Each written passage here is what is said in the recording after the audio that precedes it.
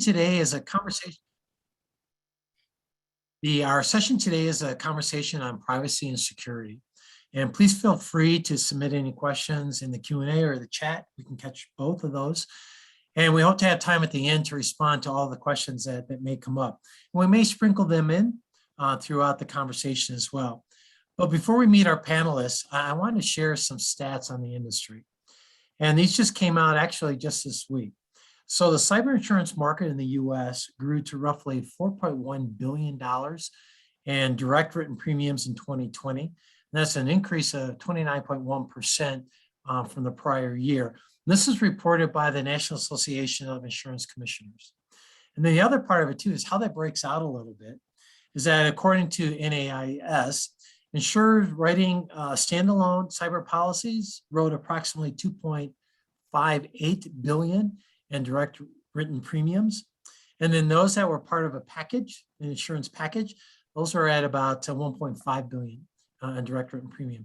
So there's no question about it. This is a timely topic. And with that, let's meet our panelists. So Ryan, let's have you go first and share just briefly a little bit about your business and where you fit in the industry. Yeah, thanks, Mark, and thanks everybody for having us. My name is Ryan Smith. I am Director of Sales and Customer Success at Ridgebits.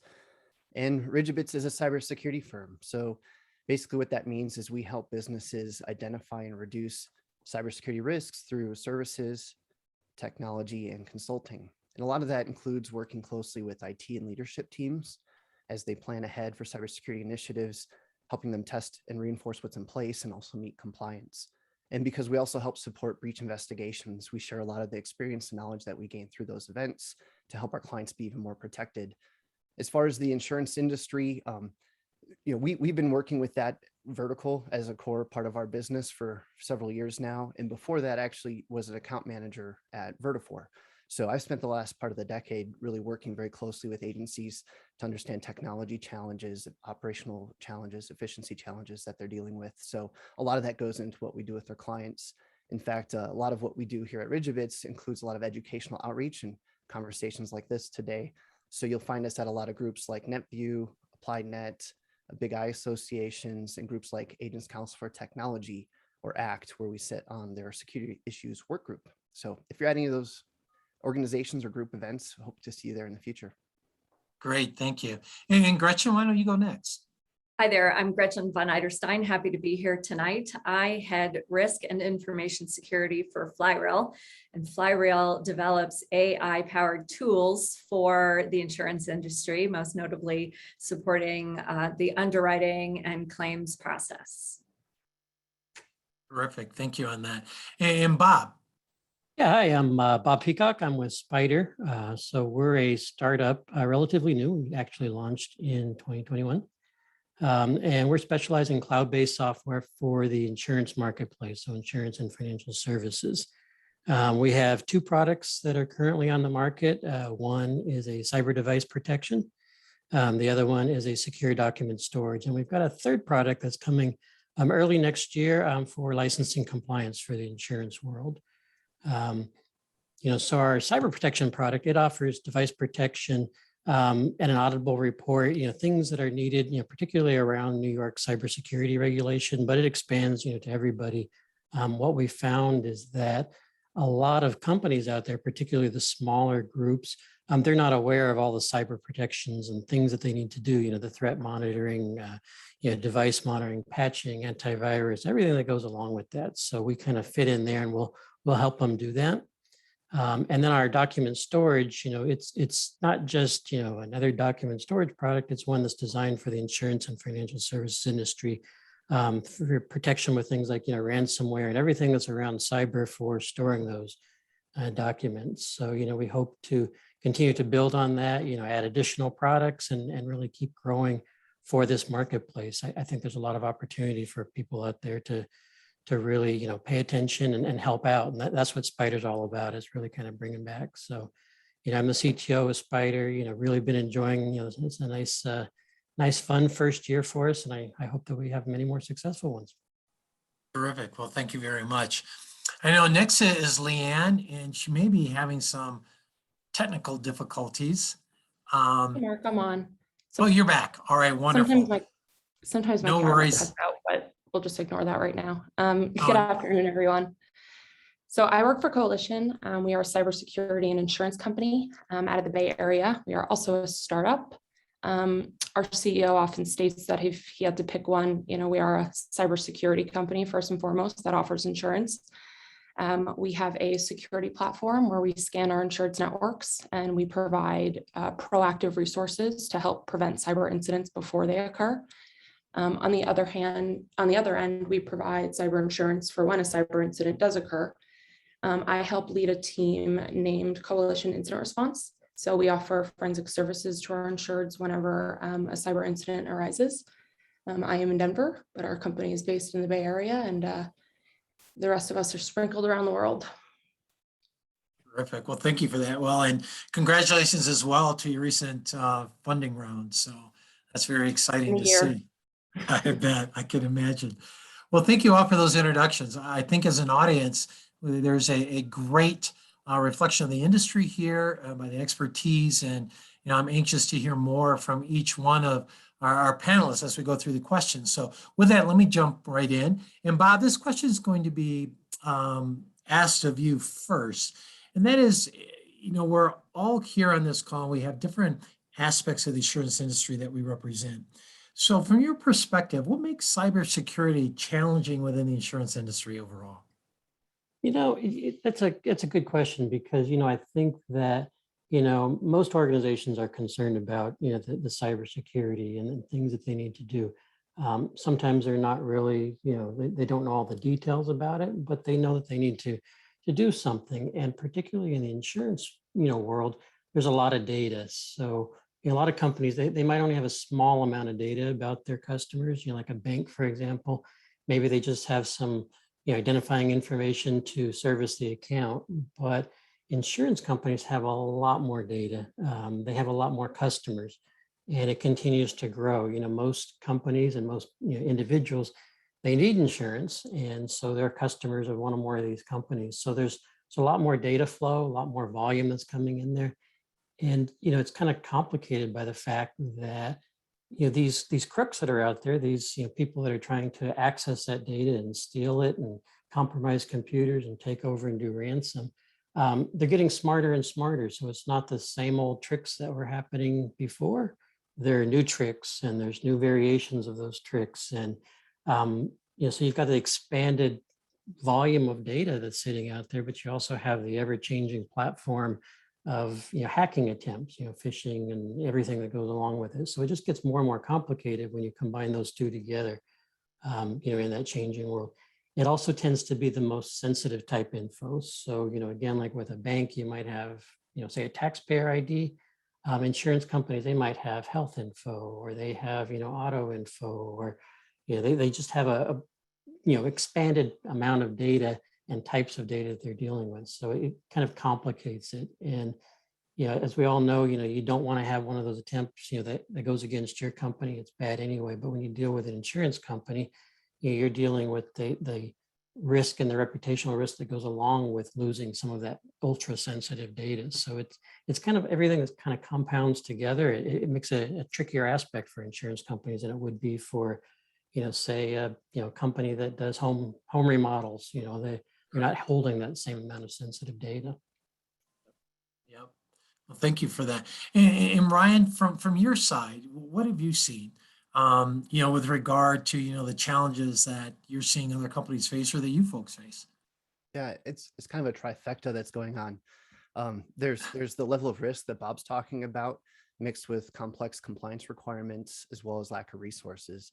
And just to kind of elaborate a little bit more, to add to some of what Bob's talking about, you have this high ticket data, but we also have in independent agencies, especially, more technology solutions that come together to build that technology stack. And so it's a great way for agencies to get access to great tools, but it expands our threatscape. And so with that, we have all these different integrating pieces. We have data that's being touched by more and more people. So our digital footprint's really wide. And so in addition to the types of data and things that are highly targeted, it's easier to attack in some of these cases because of how we interact with that data. Now, on the compliance side, you have a lot of changes there that are really confusing, and it's really hard to navigate. A lot of offices I talk to don't know what requirements they have. Just at a high level, there's 50 breach notification laws in all 50 states. They have states like New York where they have proactive data security laws coming out. And then there's 12 states that have adopted an NAIC model data security law based off of New York. And so a lot of agencies really struggle to figure out of all of those and other requirements they have at federal levels and third-party levels, what to do. And the third parties that I was talking about that are integrated in with this, that supply chain there also has a lot of requirements coming down. Laws like New York will have a third-party data security policy requirement. So a lot of people are getting affected by these laws because they're downstream of this, even if they're not doing business in states like New York. And so it's in some of them too, I've seen where they're over the top. You know, sometimes, especially when it comes from that third party, you'll see things where they might be asking a small office to be SOC 2 compliant, and it's really not feasible for them to do some of those things. So it's very difficult there. And then the third piece of it really is the lack of resources. The insurance industry has been known to be a little behind the curve when it comes to technology. I will say I've seen them doing better with cybersecurity than they did with digital transformations, but it's challenging. They're starting to find that cybersecurity hasn't been in conversations around budget. A lot of times IT is not budgeted very well in insurance offices, and it's a cost factor. So it's not driving revenue for the business. And in some cases, it might be slowing down efficiencies. So a lot of times it gets pushed off to the side. And a lot of times the resources that people need to navigate those risks and to navigate that compliance aren't accessible to them. So it's a very difficult challenge with all those pieces in play together. Sure. Gretchen, Leeann, anything you'd like to add to the comments that have made? I agree with Ryan in stating, you know, we've been a little bit behind in terms of getting on the security posture. And I think that's been our driving factor at Coalition. And it's, you know, I think the world and the industry, you know, is definitely changing. But yeah, I mean, my only comment is I couldn't agree more with that. And I'm happy to see so many current companies adopting cybersecurity and newer companies making that on the forefront. Yeah, I definitely think we'll see the the regulations increasing. Like the New York, policies that are coming out. Other states are going to be quickly right behind them, saying, we've got our own version of it, and I think it's going to be more complicated for companies to keep up with those regulations. Well, let me kind of redirect a quick question to Gretchen. I know that you folks have a national footprint. How are you finding this whole issue of cybersecurity and trying to manage it, with a business that has the coverage that you do? Yeah, it's a challenge. And I was just all I could really add to what Bob just said and Ryan is that is probably one of the biggest difficulties in getting your arms around the cyber posture across the US. So you need a good relationship with a good law firm, or it's very hard to just keep track of all the regs yourself. A good consultant or a good law firm that helps provide you with that. With updates and education is one way that you can really help to get your arms around that whole picture of regulatory and compliance picture. Right. Well, I know that we've all heard about, data breaches that have taken place. We've heard about, ransom that's out there. A new factor that's coming into play is this whole idea of remote workers. And I'd be curious to hear about your experience or your comments with regard to having remote workers and how that's impacted cybersecurity or vulnerabilities around that. There's a story I was just hearing the other day of where these folks were pretty clever. This person came in, acting as a CEO of the company. It looked right. Went down a couple levels to a subordinate, reached out to them and said, hey, I need to get in real quick. I'm at this meeting. I couldn't reach your boss, blah, blah, blah. And can you give me, your password to get in? You hear this poor employee is like, oh my gosh, what's going on here? So, I'm fearful that those type of things are happening as we have more and more remote workers out there. So, Ryan, what have you seen around this? Do you see that as an issue, or how are companies responding to it? Yeah, well, it's definitely an issue. And I think this isn't just in insurance. This is many offices that had to quickly move remote. And I think, insurance is a big one to talk about with that because they're an essential business. So a lot of people had to work, and so they had to do it quickly. Some of the issues really came about when mobilizing those at-home workers to make sure they actually had the devices to connect in. At the beginning of the pandemic, you couldn't get your hands on a laptop if you wanted to. So a lot of people had to use home devices, you're on home networks, and those aren't going to be as protected as the office is. And then you also have things like you're talking about where communication is very disjointed. And so a lot of attackers are aware of this, and they're using that confusion and some of the urgency, like you're talking about, creating this reaction out of somebody to get them to elicit some information. So a lot of attacks are geared towards that. You see a lot of them where phishing attacks are impersonating a CEO saying, hey, go buy me gift cards. And you're no longer in an office where you can just stand up out of your cube and holler down the hallway, hey, did you really want me to do this? Or, validate whatever information is being asked of you. The other thing that I'll say, though, is with the remote access points, really looking back at the office and people connecting in, a lot of offices turned on things like remote desktop protocol or RDP. And when you turn on these kinds of things, they're not secure out of the box. So this goes back to, like I said before, some of the lack of resources and knowledge about this. A lot of people don't know that you have to change some of the default port numbers on these and turn on other security controls. So if you didn't do that, you now have a default port number that's basically a beacon out there for somebody to find. And if you have that default, they're going to be able to guess that there probably is missing security controls within that. So I think what we're seeing now are a lot of people reacting to that change and starting to catch back up. A lot of attacks happen because of those vulnerabilities that opened up, and people are now starting to kind of, as the dust has settled, look back, and we're still seeing people still reeling from those changes. But it really just falls back into the other security practices. You need to understand the new risks in your environment when you go through a major change like that, understand what makes them more likely to be attacked and how it would impact you if you're attacked.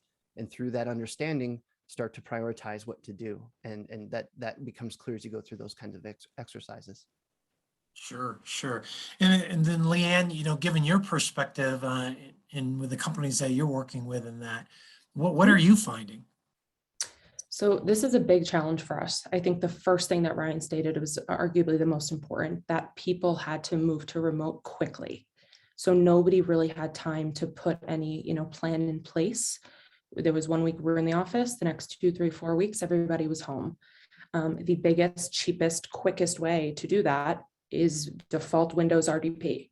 And, we saw attacks maybe tenfold that first month in terms of RDP scanning and just looking for open ports. So many of the attacks we see are opportunistic, RDP being the number one opportunity because it's so easy. Even when writing a risk for a small company, right? For example, there's a single server, 3 endpoints, a local internet line, people working on their desktops. The risk is relatively small. Now change those workers to all being, remote and using RDP. The risk is, goes up immensely. We've just been seeing case after case where, there's an internal IT team and they're used to getting pings from their staff, whether it's in the cafeteria or walking by their office. Hey, can you look at this email? Or did you send this? Or, this looks odd, rather than opening up a ticket or sending an email feels, I think to a lot of people too formal. And so those conversations are just not being had. So yeah, it's been a real issue. We've definitely seen attacks kind of follow that pattern. And then, obviously we're talking about remote work because of the pandemic, which we've also seen attackers take advantage of. In May of last year, we saw a massive phishing campaign with, it was a PDF attachment that said COVID in the workplace, how to stay safe. And it was malicious and it had a banking Trojan, and it's like, talk about prime opportunity. Who's going to think that that's illegitimate 2 months after being sent home because of a global pandemic? And so it's been difficult for sure. Wow. Well, let me do a follow-up to that. And Gretchen, I'll direct this to you from an operational standpoint. I mean, as a frontline, person, I'm sitting at home, I'm working every day and trying to bang things out. Is there anything, and this would really, I'll start with Gretchen, but any of you, I'd love to hear your comments. What can I do? As that remote employee sitting out there, what is that first line of defense? I mean, should I challenge everything or challenge certain things? Or, have you, Notion, put together certain protocols that you want people to follow and that. So share with the folks, what you're doing. Yeah, I think from the perspective of the person who is putting together the program, it comes down to training and making people aware of things. Every single person who walks through the door at Flyreel sits down with me for 40 minutes and we go through our security program and we go through what to look for and we go through why are we a potential target even though we're a small company. And so that really sets the baseline for the employees on what to look for and what to question. You don't have to question everything, but fairly quickly, you'll get a sense of what looks weird. And then at Flyreel, we have certain protocols for how to expect internal communications, what to expect and what not to expect. And so I probably get 3 or 4 Slacks a month of people sending me screenshots of things that they think look hinky. And then we have filters and alerting set up on our enterprise email that allows people to just say, hey, this looks weird, and I and my team get an alert and we take care of it from there. So it really starts with, but to go back to the first part of your question, Mark, as an employee, I would raise my hand when something just seems weird. And, any company that takes this seriously is not going to think that you're some sort of a, strange, being offended by everything and getting all paranoid about stuff, right? My team takes it seriously. I never mind if somebody says, hey, this is weird, should I click on it, or is this legit, or did anybody mean to send this?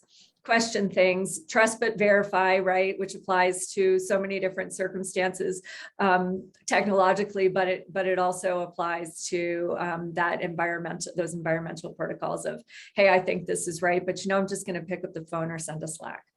Well, I think you do the right thing there too, because you're saying, hey, sit down with me, we'll talk about it, because for most people, they don't know, they don't know what to question, they don't know what's legit. So I kind of take the other, path where I say, question everything, everything is suspicious, and it can be a lot of overkill. People get mad at me because I am that crazy guy. It's like, you told me that already, but you honestly, you just don't know. And some of them, I'm one, I almost fell victim to, a phishing attempt that came through because it happened to be my bank, happened to be right at the same time I did a transaction. So, if it looks fishy, probably it's fishy.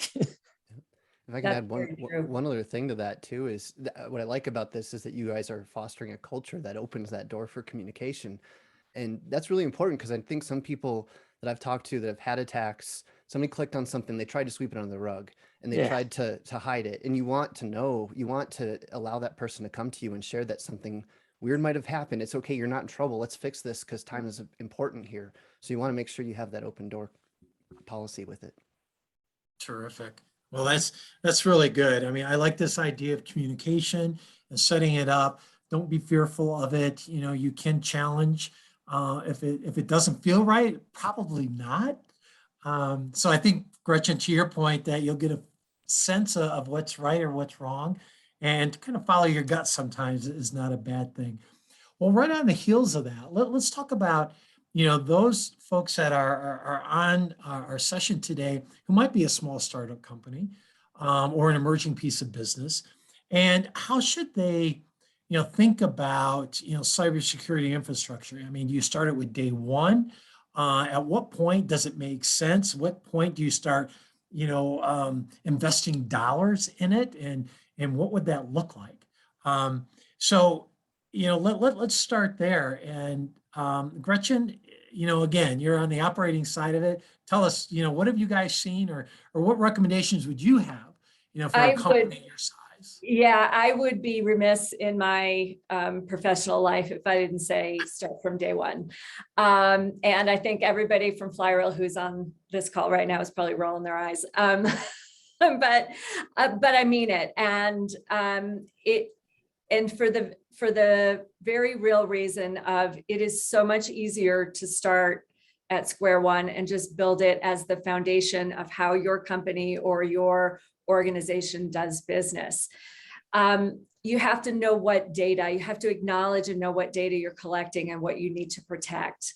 And that goes back a little bit to our discussion a few minutes ago of the compliance and regulatory environment, right? Because the last thing an emerging business wants to do is get in trouble with some privacy law in some state that they had no idea was something that they had to pay attention to as a small company. So get a baseline and understand what data you have and how it needs to be protected. And then put the basics in place. It's easy to do now, especially if you're using a lot of the cloud-based tools, which I know come with their own, vulnerabilities. But it's so easy to enable MFA, to enable encryption on your laptops, screen locks on your laptops, backups, anti-malware, all of those things, email filtering, we were talking a little bit about, all of the big providers, Office 365, Gmail Enterprise, will offer you the ability to add a filter, add a spam filter and a phishing filter onto your email. These are things that just set so much better of a baseline than most companies even think about. And it's just so easy to do it. And then if you take the extra step of documenting what you're doing, you're that much further on the way to being taken seriously by your customers as someone who really is really taking the protection of their information and end user information seriously. So I'd love to hear from some other folks. And let me just ask a really quick question. So that's wonderful. So who on my team gets that responsibility? Where should it reside in the organization? I'll put that out to everyone. I can tell you that it should start with the person who has to set it up, because that's how it works in a startup. So if like Gretchen, you get to buy everybody's laptops, well, then I get to figure out how to enable the screen lock and how to enable the encryption and all that. We don't have a traditional corporate network. We use cloud-based capabilities. And so we don't have a networking person, and we don't have an outsourced IT person. So it really falls in a small organization to, whoever, like they say about some doctor's offices, right? The CISO of the doctor's office is whoever knows how to run the iPads the best. Yeah. And it's not the best way to do it, but it is a decent way to get that baseline in. And then, as you grow, you figure out who needs, who has the expertise, hire in the expertise, outsource the expertise to make that happen. I think that's the challenge is, when you've got a small organization, sometimes you don't have that one technology person or the one compliance person that can help you out. So, everybody wears the hat for a day and you kind of share it and you think, did we do the right thing? But, I definitely agree with what you said earlier. You've got to start it from the base, and build off of that, because you don't want to be finding yourself at the end going, oh, we've got to go start all over again and retrofit things. So you kind of have to share it, and you're learning some of the things that you might not have known, and you're playing off each other in there. But, if you'd be a little remiss if you waited until you're already, launched and we're building some of that foundation. And then it's a whole cultural shift for your organization as well. Oh, I did things this way and I'm used to just doing, things my way. And now I have to listen to, this person or that person. And that doesn't set a really good baseline either. Exactly. To add to that, Ryan, Leanne? Well, yeah, I was going to say, everybody should really accept the fact that everyone has a role to play in cybersecurity to some extent. And so somebody should take charge of it. There should be a head of that decision-making tree, but everybody has a part to play. So it's really important for everybody to realize that in any size organization. On the other front of it too, just with what Gretchen and Bob said, as far as starting on day one, I will say, we work with people to help implement those kind of programs, and it's very disruptive to go back and do it if you haven't been having a practice of cybersecurity in your business. And so it's much more scalable if you start early. You might have to reinvent processes that were poorly designed because cybersecurity wasn't in mind. So there's a lot of things to think about on the planning side of it that can really save you a lot of trouble down the line. Very good. Well, you know, what I'm hearing is that this isn't necessarily an ROI discussion. It's more table stakes. It's If you're going to be in cost. it, you have to absorb those. And Mark, just Very to add good. to that, I mean, isn't all cybersecurity really? Because like I'm consistently 2, 3, 4 times a day dealing with people who get hit with ransomware, and reactively, you'll pay whatever you have to, 150,000, 500,000, $1 million, 2 million. But proactively, most people would laugh if I said it's going to cost you about $700,000 to top down implement this and that and hire this. And, a lot of people just don't want to have those conversations, but, you're either going to set up the work and put these in place to make it the norm, or you're going to be paying based on a reaction. Unfortunately, that's just my opinion, seeing, this happen in, day out. People don't understand, I think, the importance until it impacts them directly.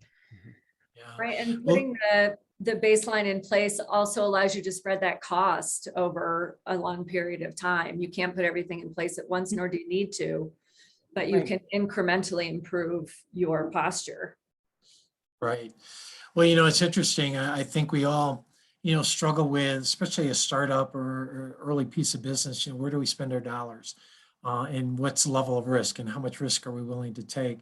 But, the culprits that are out there, they've gotten pretty smart. They're getting smarter and smarter. And I think they're being more thoughtful, if that's the right word to use, as to where they want to go. You see some of these, mid-sized cities, Midwestern cities and that, that suddenly got hit with ransomware, right? And not the big cities, but the littler folks, where it would have probably a more dramatic impact, on them overall. So let me take a shift gears just a little bit and go a little bit more on the technology side. And we all hear and we all see a lot of conversation about open source. And has open source impacted your security, or how you have to think about that, or how you approach it? And Leeann, I'll take and I'll direct that to you first, but we'd love to hear from the other folks as well. Sure, absolutely. So this is something I think people have pretty strong opinions about in either direction. I have one big positive, and then the rest of it in my eyes is negative. I think the positive is that with open source, if you find a problem, you can fix it right away. So I think time and having open source is really good in that space. I do think that it impacts cybersecurity because the source code, is exposed. So although the defenders and the good people can examine it, so can the attackers. And I think that's been a really big issue for us. Take Equifax, for example, it's very well known. So 2017, I believe that happened. And there was, sensitive data, 140, 150 million people. Equifax was using a framework that was open source. It had a ton of high risk vulnerabilities, and the attackers exploited the vulnerabilities. So, who am I to say that if that wasn't in place, there wouldn't have been another method in? We can't say that for certain. But I do think it allows more for kind of studying and exploiting when things are open source. So yeah, that's my opinion on it. And Bob, how about you? What have you seen out there? Well, so I kind of have a philosophy that, if you keep the technology simple, use as little open source as possible, you're going to have a better product. And it's not really because those open source solutions aren't helpful. I think they're tremendously helpful. Sometimes there's no other way to do it, to do it quickly than to use something that's out there. But I couldn't agree more that the concept of it being open, everybody sees it, everybody can get to it, even the bad guys, makes you more of a target. They look for things like that, and they're able to do it. But you also kind of have the developer habit of, if you're working on some code, you don't want to develop everything from scratch. You're going to beg, borrow, and steal to get the job done and do it right for your customers. And sometimes that leads to some bad habits. You might take the bad code, and you may not patch it. You may not, apply any of the updates to it. And now you're in a situation that's bad. I remember a couple of years ago, I was using a third party, open source product. Everything was good. We'd gone through so many rounds of, penetration testing and, analysis of the code. Everything looked great, but all of a sudden there was a vulnerability that was exploited in the marketplace. It was a 0-day thing. And we were scrambling because we couldn't patch the component ourselves. So it was, do we rewrite it real quick or, what do we do? So, using it as, open source is great, but you kind of have to use that judgment on how much risk are you going to take with introducing something like that, because when that event happens, you might be a little bit out of your control to fix it, versus when it's your own code and it's controlled, you might have a little bit more control over it. I think that developers do have a habit of, we've probably all done it if we're developing code, let me get the quickest way to get out there. It's not always the best way, unfortunately. Yeah. Well, I know that, we've talked today about big companies and smaller companies, and everybody's struggling trying to figure this out. I'd like to ask, and maybe Ryan, we can start with you. And I'd like to go around perhaps to everyone. What are the 2-3 things that a company needs to have in place? It's like, look, I know you don't have the biggest budget in the world. I know you have all the resources in the world, but if you're going to be, in a digital marketplace, here are 2 or 3 things that you just have to have. Figure it out. It's hard to narrow it to 2 or 3 things. So trying to think of the best way to answer this. And I would say this isn't really a thing, but one thing I'd put at the top of the list would be conducting a cybersecurity risk assessment, really, because that's going to give you the lay of the land of what tools and technology or solutions you have in place, what your systems, what your environment looks like, and then what makes certain risks higher than others. And that's going to paint a great picture for you as far as the path ahead, as far as where you put the efforts into risk mitigation, how you spend your budget, your time, all of that. So you're always going to have some level of risk, but you want to know where those high risks are. So that's going to be really great in steering the ship. The next thing I'd say would just be knowing that you have, it's so hard to narrow it down to 3. You also want to be really prepared for an attack. So having an incident response plan figured out, and it's kind of like a fire drill, right? You want to make sure you know where those exits are and who's responsible, where everybody's going to meet, that kind of a thing. Same idea for a cyber attack. You want to know exactly who's responsible, what roles they have to play, what requirements you have. I mentioned there's 50 states that have breach notification laws, so that affects everybody. So if you have any data, you need to know what those deadlines are. To pick something general, I guess, for the last one, because there's a lot of them that come to the top for me. I'd say training staff is going to be another really, really important piece. Making sure that some of your weakest links are addressed through making sure that employees know how they might be attacked and how they might be a part of that. Sure. Well, I would go to, Bob, Gretchen, or Leeann. Anything you would want to add to that? I think, Ryan, you did a great job on outlining that. Anything else that you folks would like to add? Those 1 or 2 criticals. Yeah, I think that somehow Ryan's in my head because he was saying the things that I was thinking. So, but, I would probably add, I'm a big proponent of, peer reviews, with code. And sometimes I think when you're in development shop, you look at, does it function right? Is it okay? And, I do think that sometimes you have to have another set of eyes on, I don't want to say every line of code that's written, but, sometimes people accidentally introduce a vulnerability and it can take off from there. So you have to kind of have that built into your process, into your SDLC, and just really embrace it. It's a good thing, I know that some developers don't think it's a good thing, but it really is a good thing. Got it. Yeah, from my point of view, Mark, it's, I have a few action items that I, often we're giving these presentations and I will stop mid presentation and say, if you take one thing away from this, turn on multi-factor authentication. We're seeing that crazy on firewalls. So through VPN access, MFA, and through emails, the number 1. So turn on MFA, there's a little bit of a hiccup in terms of training and teaching people how to use it, but you'll get over it. It's relatively simple, in Microsoft's offer, it's free. So MFA is a really, really good one. Backups, where are you storing your data off network? Your business critical data should not be on the same network as, where people remote in, which brings me to my third, which is remote access, really locking down remote access. That's like, it's the bane of my existence in this industry. So those are three things that I always like to tell people, just like if you take away from this and could implement personal and business, it's so important. That's terrific. And Gretchen, anything else you'd like to, as a cleanup hitter? Those are all great. I would just add to what Ryan was saying in terms of training. Training is not just your annual 15-minute video. You can get your coders trained on secure practices. You can get your employees trained on how to handle data, how to classify data and approach it differently. So if you have the ability to take training to the next level, it's a good practice. Terrific. Well, I know we've got about 5 minutes left because I want to be respectful of everybody's time. So I have just a couple other questions. One would be, you have people knocking on your door every day about cybersecurity, and there are companies that you know, some you don't know. Is there a good way or a proper way to take and vet, the vendors for privacy and cybersecurity? Any tips or hints that you might have as these people are knocking on your door? And Bob, I'll start with you.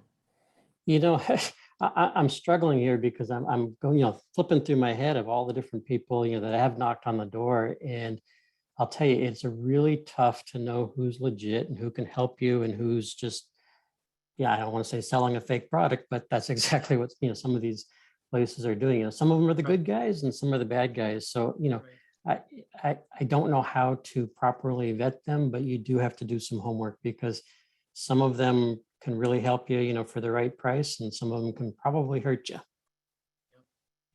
Leeann, how about you? I mean, you're out there, every day talking to different companies. I mean, how do you convince them that Coalition's the right answer? Yeah, absolutely. So I think a lot of it, it's crazy because it's a relatively large industry, but it's also really not. Like, it's amazing how much overlap and how many people you end up, working with again in a different role. And so I think a lot of it is just, your experience and word of mouth. And, just the work will speak for itself, so to speak. Everything in today's world is really, in my opinion, so intertwined in like supply chain. There's nobody who could act, have their own network and be running in a silo. So many things are dependent on other companies and other softwares, other technologies. So I think it's really important to have an internal team. Of course, if you're a 2-person law firm, it's not as realistic as this, 200-300 person business, but having kind of an internal security team that can perform these vendors assessments, know what questions to ask and just prepare, making sure that their security is in place, right? Because ultimately, if they're the ones controlling your data and your technologies, it's not your risk anymore, but it's still your data at risk. Sure. Which a lot of people, I think, forget. They're like, oh, everything's in the cloud. I'm like, okay, but what does that actually mean? So it's always a concern. Ryan, Gretchen, anything else you'd like to add? Yeah, I think ask around, ask the people that you already know. Your insurance broker could have some good recommendations. A good insurance broker will have those, those support people in their back pockets and can help with a referral. And your business lawyers, if you have a law firm that does cyber, they can also potentially provide you with some names of people who've been vetted in different circumstances. Terrific. And Ryan, for you. Yeah, well, as far as cybersecurity support and like vendors that can help with compliance and address cybersecurity risks, we actually have a vendor guide that we put together just about to release this week. I think I'll have a landing page for it. So if anybody's interested in some things that we put together to look for, you can email me and we'll get contact information out. But I would say one of the things to watch for, to be careful of, is this idea of a silver bullet for cybersecurity. I think there's a lot of people whose marketing teams would love to get you to believe that they're the one-stop solution for everything, and that's not typically how this works. And so anybody that's selling you the idea that something's 100% secure, that is foolproof, that's something that I would turn around and run away from. So really be careful about somebody overcommitting to that. And to add what some of the other people have said too, look at experience, qualifications, certifications that people have. There's a big difference between IT and cybersecurity too. So you want to really consider that as you talk to an IT person that might be offering cybersecurity solutions, and really make sure that they have that skill set to be able to back that up too. So there's a lot of things to be really careful about And so, if people want some access to our thoughts on that too, I can share that in the chat. I'll put a link in there. Great, thank you very much. I think that silver bullet thing is probably the key piece because, there's a lot of companies that do claim to have everything and you can get very close to everything, but you really have to check it out. A good point.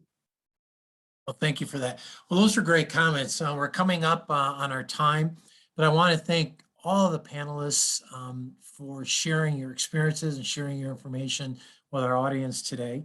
Really, really appreciate that very much. And also to everyone who was able to sit in with us today, thank you for joining. If you found value in the webinar today, please share that. Join if you're not a member yet of InsurTech Denver, please do that and spread the word to your friends. And then finally, with the holiday season coming up, I want to wish all of you a very happy Thanksgiving. Have a wonderful holiday. Stay safe, stay healthy, but certainly enjoy the spirit of the holidays that are coming up. So thank you so much. We're going to call that a wrap for today. And again, thank you. Have a good holiday season coming up. Thanks, everyone. Thanks, everyone. Thanks, Mark, for setting this up. My pleasure.